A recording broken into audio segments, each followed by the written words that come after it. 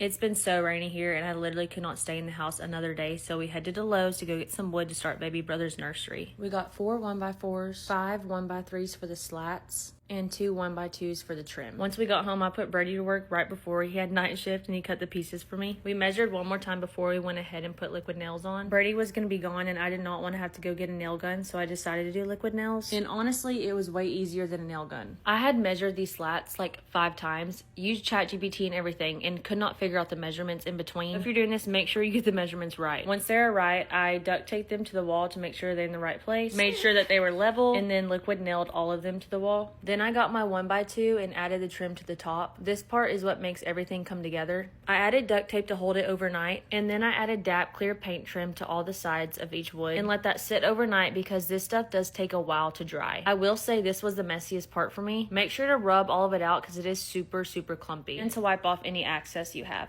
The next morning, I got up and sanded where I had put wood filler at. I actually ran to my parents' house to go get their sander because I was not about to hand sand all this. And then I wiped all the excess off with a damp cloth. We used a primer this time because with Hayes' room last time, we learned the hard way that we should have used a primer. The paint just doesn't stick as good as it does with the primer. I was dead set on a brown color just because of the wallpaper that we're going to put at the top. This color is Cobble Brown by Sherwin-Williams. I actually got it at Lowe's. And it's probably the prettiest brown I've ever seen. Like, I want to do my whole house brown. It is super thick, so it took 3 coats. And this is the final coat of all of it. And then here's another video with the tape off the wall. Stay tuned for part 2 because we still have to add wallpaper. Bye, guys.